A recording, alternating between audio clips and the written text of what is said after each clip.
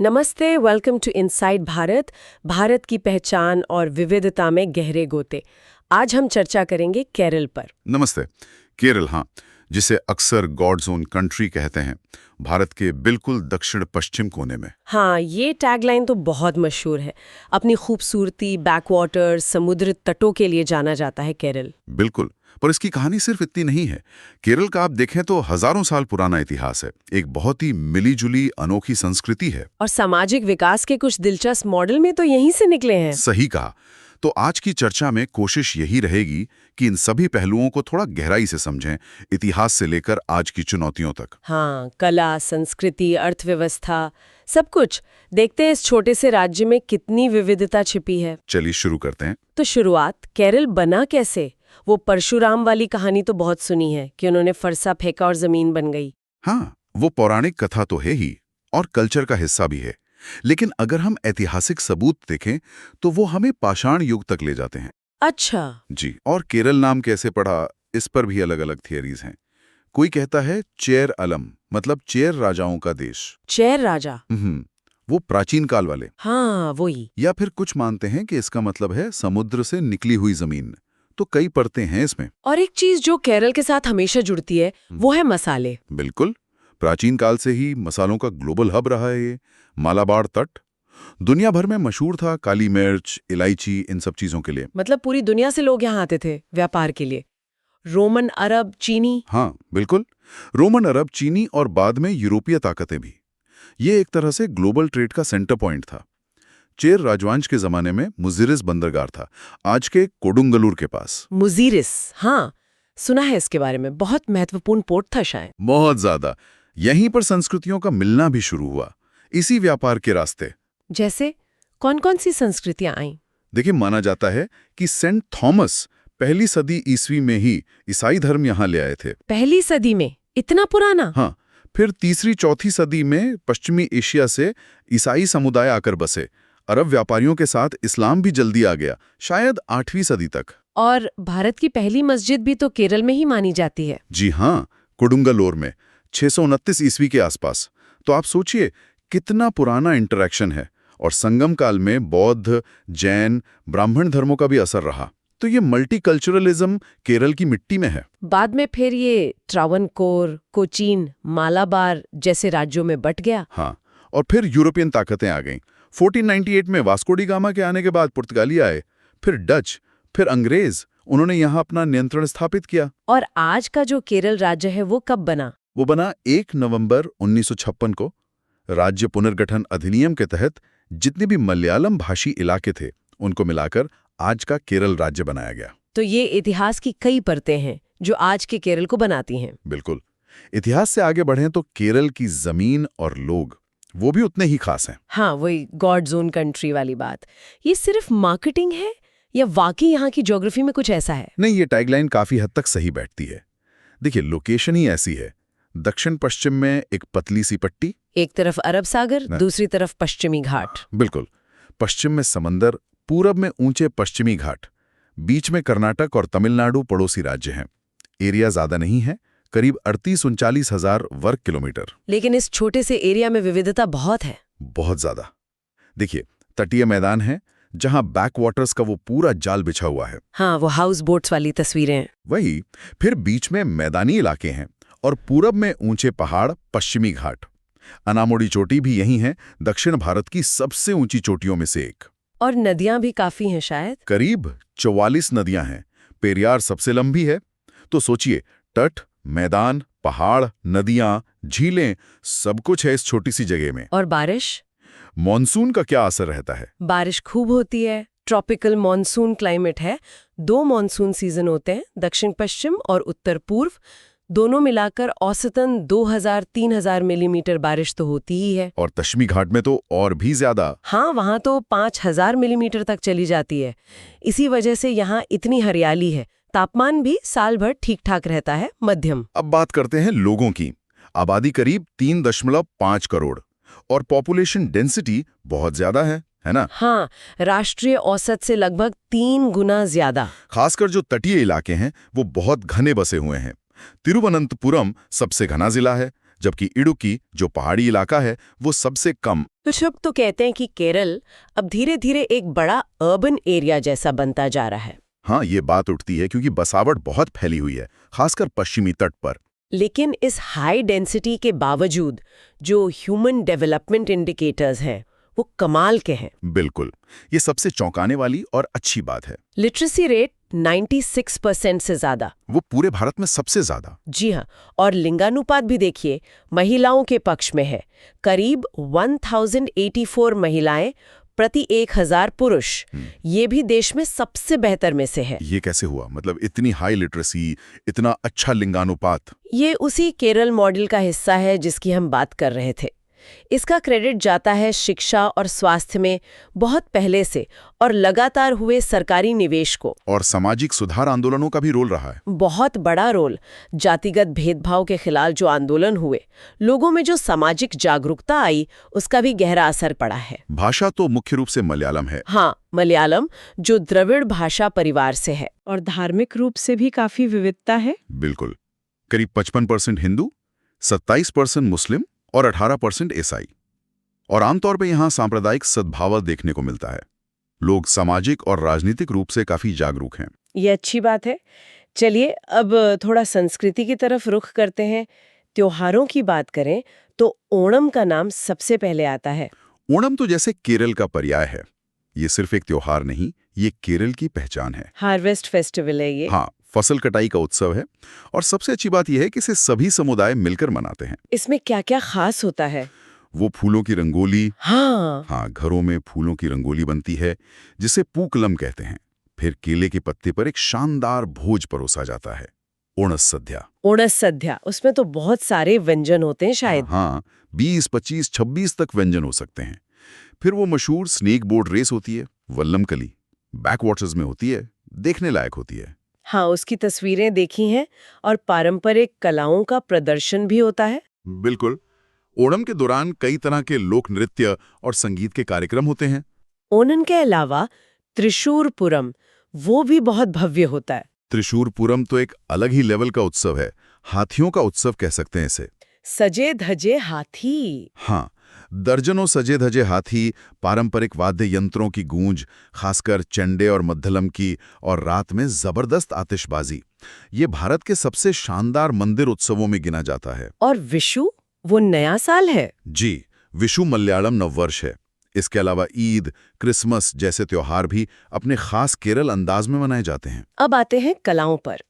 कथकली, इसका नाम सुनते ही वो खास मेकअप और कॉस्ट्यूम आंखों के सामने आ जाते हैं। कथकली सिर्फ डांस नहीं है, ये एक डांस ड्रामा है।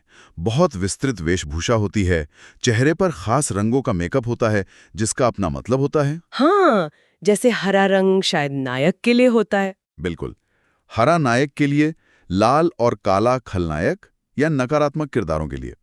और कलाकार सिर्फ इशारों, आंखों के मूवमेंट और चेहरे के भावों से महाकाव्यों की पूरी कहानी कह देते हैं। इसमें तो बहुत ट्रेनिंग लगती होगी। बहुत ज्यादा, सालों की ट्रेनिंग लगती है। इसे समझना और अप्रिशिएट करना भी एक कला है। और मोहिनीअट्टम, वो भी एक शास्त्रीय नृत्य है। हाँ, मोहिनीअट्टम, ये अपनी कोमलता, खूबसूरती और लास्य शैली के लिए जाना जाता है। पारंपरिक रूप से इसे महिलाएं करती हैं और इसका संबंध भगवान विष्णु के मोहिनी अवतार से जोड़ा जाता है। इसकी जड़ें भी नाट्य शास्त्र में है शायद। हाँ, नाट्य शास्त्र में है। इसे 1930 के दशक में फिर से रिवाइव किया गया था। कथकली और मोहिनीअट्टम के अलावा हाँ। और कौन सी कलाएं हैं? हाँ, आपने कुडियाट्टम का जिक्र किया था। हाँ, कुडियाट्टम। ये दुनिया की सबसे पुरानी जीवित संस्कृत थिएटर परंपराओं में से एक मानी जाती है। यूनेस्को ने भी इसे मान्यता दी है। और तेयम, वो उत्तर केरल का है। बिल्कुल, तेयम उत्तर केरल का एक बहुत ही अनोखा अनुष्ठानिक कला रूप है। इसमें कलाकार देवताओं का रूप धारण करते हैं। उनका मेकअप, वेशभूषा, नृत्य, सब कुछ बहुत इंटेंस और अद्भुत होता है। इसके अलावा ओट्टम थुल्लल भी है। हाँ, ओट्टम थुल्लल एक तरह का व्यंग्यात्मक नृत्य कथावाचन है। और संगीत में सोपान संगीतम है, जो मंदिरों में और कथकली के साथ गाया जाता है। चिंडे, मद्दलम जैसे वाद्ययंत्रों की आवाजें तो केरल के संगीत की पहचान है। क्या बात है, कलाओं की इतनी ज्यादा विविधता। अच्छा, अब सबसे जरूरी बात, खाना। हाँ, केरल की बात खाने के बिना अधूरी है। नारियल और मसालों का बहुत इस्तेमाल होता है ना? और सी फूड? एकदम सही पकड़ा। नारियल, ताजे पिसे मसाले और सी फूड ये केरल के खाने की जान है।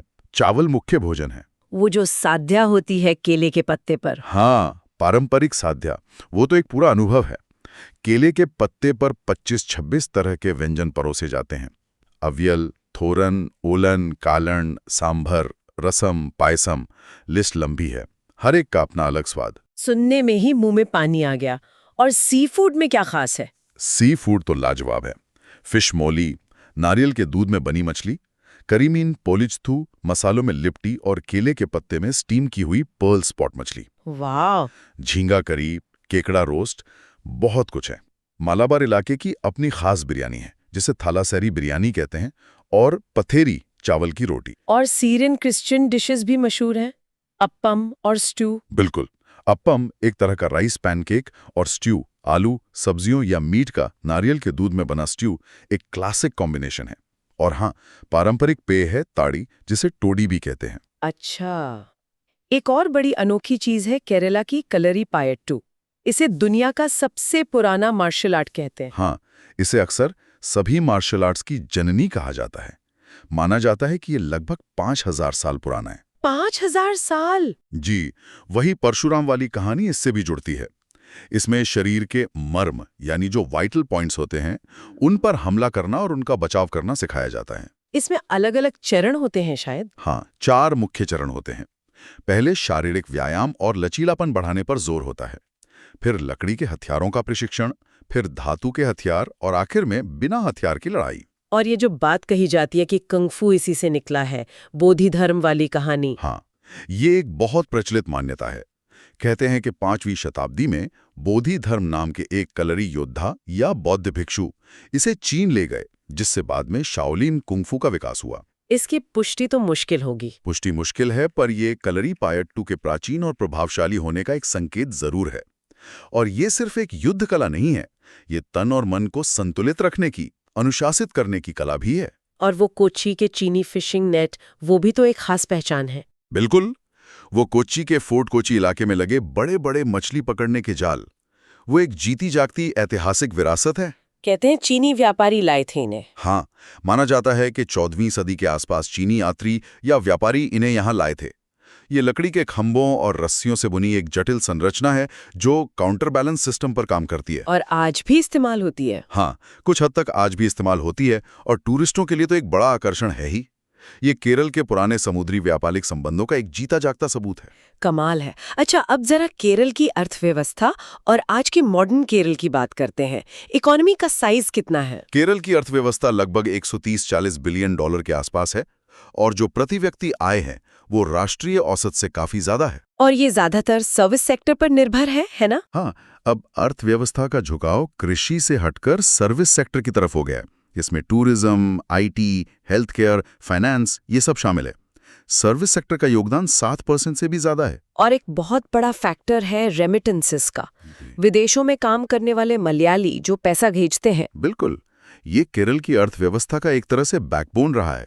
राज्य की आय का आप मान लीजिए 30 से 40% तक हिस्सा रेमिटेंस से आता है। इतना ज्यादा? जी, हाल के आंकड़े बताते हैं कि 2023-24 में भारत को जो कुल रेमिटेंस मिला, उसमें केरल का हिस्सा फिर से बढ़कर करीब 19.7% हो गया। अच्छा, बीच में कम हो गया था क्या? हाँ, कोविड के बाद थोड़ा कम हुआ था, पर अब फिर से 2016-17 के लेवल के आसपास पहुंच रहा है। हालांकि कुल रेमिटेंस पाने में महाराष्ट्र अभी भी नंबर 1 पर है। एक और दिलचस्प बात यह है कि अब पैसा सिर्फ खाड़ी देशों से नहीं आ रहा। सही कहा, अब ट्रेंड बदल रहा है। ज्यादा पैसा अमेरिका करीब 28% और दूसरे विकसित देशों से आ रहा है। खाड़ी देशों का हिस्सा अब भी बढ़ा है, पर पहले से कम हुआ है। इसका क्या मतलब है? लोग अब खाड़ी के बजाय पश्चिमी देशों में ज्यादा जा रहे हैं? हाँ, इसका एक बड़ा कारण ये है कि केरल और दूसरे राज्यों से बहुत सारे छात्र उच्च शिक्षा के लिए इन देशों में जा रहे हैं और फिर वहीं बस रहे हैं, अच्छी नौकरियां कर रहे हैं। तो ये माइग्रेशन पैटर्न में बदलाव को दिखाता है। लेकिन इस रेमिटेंस पर इतनी निर्भरता, ये चिंता की बात भी हो सकती है। बिल्कुल, ये एक दोधारी तलवार है। एक तरफ ये राज्य की आय का बड़ा स्रोत है, लोगों का जीवन स्तर सुधारता है। दूसरी तरफ ग्लोबल इकोनॉमी में उतार चढ़ाव या उन देशों की नीतियों में बदलाव का सीधा असर केरल पर पड़ता है। कृषि का क्या स्टेटस है अब? रबर और नारियल का जिक्र तो होता है। हाँ, कृषि का महत्व कम जरूर हुआ है, पर खत्म नहीं हुआ। केरल आज भी भारत का सबसे बड़ा रबर उत्पादक है। 90% से ज्यादा रबर यहीं से आता है। और नारियल? नारियल उत्पादन में भी प्रमुख है, लगभग 45%। और मसाले तो खैर ऐतिहासिक रूप से महत्वपूर्ण रहे हैं। काली मिर्च, इलायची, लौंग, जायफल। चाय और कॉफी के बागान भी हैं, खासकर मुन्नार और वायनाड जैसे पहाड़ी इलाकों में। इंडस्ट्रीज में क्या चल रहा है? पारंपरिक उद्योगों के अलावा कुछ नया? पारंपरिक उद्योगों में कॉयर यानी नारियल चटा से बनने वाले उत्पाद, काजू प्रसंस्करण, हथकरघा, ये सब तो हैं ही। लेकिन अब आईटी सेक्टर भी तेजी से बढ़ रहा है। हाँ, तिरुवनंतपुरम का टेक्नो पार्क तो शायद भारत का पहला आईटी पार्क था। जी हाँ, टेक्नो पार्क भारत का पहला आईटी पार्क था। अब कोची का इन्फो पार्क और कोझिकोड का साइबर पार्क भी महत्वपूर्ण आईटी हब्स बन गए हैं। और टूरिज्म तो है ही। टूरिज्म तो एक बहुत बड़ा उद्योग है। बैकवाटर्स और हाउस बोट्स, जिन्हें केट्टुवल्लम कहते हैं, मुन्नार जैसे हिल स्टेशंस, वर्कला और कोवलम जैसे खूबसूरत समुद्र तट, आयुर्वेद उपचार और वेलनेस सेंटर्स, पेरियार जैसे वाइल्ड लाइफ सेंचुरीज। केरल में पर्यटकों के लिए बहुत कुछ है। और ये जो केरल मॉडल की बात बार बार आती है, इसे थोड़ा और समझाएंगे। कम आय के बावजूद हाई सोशल इंडिकेटर्स। हाँ, मूल रूप से यही है। कैसे केरल ने अपनी प्रति व्यक्ति आय उतनी ज्यादा न होते हुए भी शिक्षा और स्वास्थ्य जैसे सामाजिक संकेतकों में बहुत ऊंचा स्तर हासिल किया है। जैसे हाई लिटरेसी रेट, हाँ। लो इन्फेंट मोर्टेलिटी रेट, हाँ। High life expectancy. बिल्कुल, ये सब विकसित देशों के स्तर के करीब हैं। इसका श्रेय मुख्य रूप से 3-4 चीजों को दिया जाता है। एक, शिक्षा और स्वास्थ्य सेवाओं में सरकार का लगातार और शुरुआती निवेश। दूसरा, यहाँ हुए प्रभावी भूमि सुधार। भूमि सुधार? हाँ, लैंड रिफॉर्म्स। इनसे जमीन का वितरण ज्यादा समान हुआ। और तीसरा, सामाजिक सुधार आंदोलन और लोगों की अपनी राजनीतिक और सामाजिक जागरूकता। इन सब ने मिलकर ये मॉडल बनाया। यहाँ हेल्थ केयर सुविधाएं भी काफी अच्छी हैं शायद। एग्जैक्टली। मेडिकल टूरिज्म भी होता है। जी हाँ, केरल में हेल्थ केयर का इंफ्रास्ट्रक्चर काफी अच्छा है, सरकारी और प्राइवेट दोनों। इसी वजह से यहाँ देश के दूसरे हिस्सों से और विदेशों से भी लोग इलाज के लिए आते हैं, जिसे मेडिकल टूरिज्म कहते हैं। लेकिन इस मॉडल की कुछ सीमाएं या आलोचनाएं भी तो होंगी। बिल्कुल है। सबसे बड़ी आलोचना यही है कि सामाजिक विकास तो हुआ, पर आर्थिक विकास उस अनुपात में नहीं हुआ जिससे राज्य में ही पर्याप्त नौकरियां पैदा हों। इसीलिए पढ़े लिखे युवाओं को बाहर जाना पड़ता है। हाँ, ये एक बड़ी समस्या है। हाई लिटरेसी तो है, पर उसके मुताबिक रोजगार के अवसर राज्य के अंदर कम है। इसी को कभी कभी मनी ऑर्डर इकोनॉमी का टैग भी मिल जाता है, क्योंकि अर्थव्यवस्था रेमिटेंस पर बहुत निर्भर करती है। इंफ्रास्ट्रक्चर की बात करें तो सड़कें, एयरपोर्ट्स, रेलवे। इंफ्रास्ट्रक्चर काफी विकसित है। सड़कों का नेटवर्क अच्छा है, हालांकि बढ़ते ट्रैफिक की समस्या है। 3 अंतर्राष्ट्रीय हवाई अड्डे हैं, तिरुवनंतपुरम, कोच्चि और कन्नूर। और कोच्चि एयरपोर्ट तो दुनिया का पहला पूरी तरह सोलर पावर्ड एयरपोर्ट है। हाँ, ये तो बड़ी बात है। रेलवे नेटवर्क भी अच्छा है, कोच्चि में मेट्रो भी है, बंदरगाह भी है, तो कनेक्टिविटी अच्छी है। राजनीतिक रूप से भी केरल काफी दिलचस्प राज्य है। 2 प्रमुख गठबंधन है, एलडीएफ और यूडीएफ, जिनके बीच सत्ता बदलती रहती है। हाँ, लेफ्ट डेमोक्रेटिक फ्रंट एलडीएफ और यूनाइटेड डेमोक्रेटिक फ्रंट यूडीएफ। यहाँ की राजनीति में विचारधारा का काफी महत्व रहा है। और दुनिया की पहली लोकतांत्रिक रूप से चुनी हुई कम्युनिस्ट सरकार भी तो यहीं बनी थी। जी हाँ, 1957 में ईएमएस नंबूदरीपाद के नेतृत्व में। ये एक ऐतिहासिक घटना थी। ये केरल की राजनीतिक चेतना और प्रयोग करने की क्षमता को दिखाता है। स्थानीय स्वशासन यानी पंचायतों को भी काफी अधिकार दिए गए हैं शायद। हाँ, केरल में पंचायतें काफी सशक्त हैं। 1990s के दशक में पीपल्स प्लान कैंपेन चलाया गया था, जिसने विकेंद्रीकरण को और मजबूत किया। तो कुल मिलाकर देखें, केरल वाकई में अनोखा है। बहुत सारी चीजें हैं जो इसे बाकी राज्यों से अलग बनाती हैं। निश्चित रूप से गॉड्स ओन कंट्री की प्लानिंग बहुत सफल रही है। बैकवाटर्स और हाउस बोट का अनुभव अपने आप में अनोखा है। आयुर्वेद का एक प्रमुख केंद्र होना। हाँ, आयुर्वेद। फिर ऐतिहासिक रूप से यहाँ मातृवंशीय परंपराएं रही हैं, जिसके कुछ अवशेष आज भी दिखते हैं। और वो कम्युनिस्ट सरकार का इतिहास, ये सब इसे खास बनाते हैं। बिल्कुल। और जो सकारात्मक पहलू हैं, उच्च साक्षरता दर, बेहतर लिंगानुपात, अच्छी स्वास्थ्य सुविधाएं, ये सब गर्व करने लायक हैं। लेकिन चुनौतियां भी हैं। चुनौतियां भी गंभीर हैं। सबसे बड़ी चुनौती है पढ़े लिखे युवाओं के लिए राज्य में ही अच्छी नौकरियों के अवसर पैदा करना। रेमिटेंस पर निर्भरता कम करना। हाँ, अर्थव्यवस्था को और डाइवर्सिफाई करना। पर्यावरण संबंधी चिंताएं भी हैं, खासकर पश्चिमी घाट के इकोसिस्टम को लेकर। बढ़ती उम्र वाली आबादी, एजिंग पॉपुलेशन भी एक चुनौती है, क्योंकि यहाँ लाइफ एक्सपेक्टेंसी ज्यादा है। केरल ने भारत को कई महान हस्तियां भी दी हैं, अलग अलग क्षेत्रों में। हाँ, लिस्ट बहुत लंबी है। साहित्य में देखें तो वैकम मोहम्मद बशीर, एम.टी. वासुदेवन नायर, कमला दास। समाज सुधार में श्री नारायण गुरु, अय्यंकाली। राजनीति में के.आर. नारायणन, जो राष्ट्रपति बने। विज्ञान में टेसी थॉमस, मिसाइल वुमन। खेल में पी.टी. उषा। सिनेमा में अदूर गोपाल कृष्णन, मोहनलाल, ममूटी। मतलब हर क्षेत्र में केरल ने महत्वपूर्ण योगदान दिया है। तो आखिर में अगर हम केरल के भविष्य के बारे में सोचें तो क्या सवाल मन में आते हैं? सबसे बड़ा सवाल यही है कि केरल अपनी मौजूदा ताकतों का इस्तेमाल भविष्य की चुनौतियों से निपटने के लिए कैसे करेगा। इसकी ताकत है इसकी शिक्षित और जागरूक आबादी, इसका मजबूत सामाजिक तानाबाना और इसका ग्लोबल कनेक्शन माइग्रेशन के कारण। क्या ये इन ताकतों से आर्थिक निर्भरता कम कर पाएगा? क्या ये पर्यावरण और विकास के बीच संतुलन साध पाएगा? और सबसे महत्वपूर्ण, क्या ये अपने युवाओं के लिए यहीं पर अवसर पैदा कर पाएगा?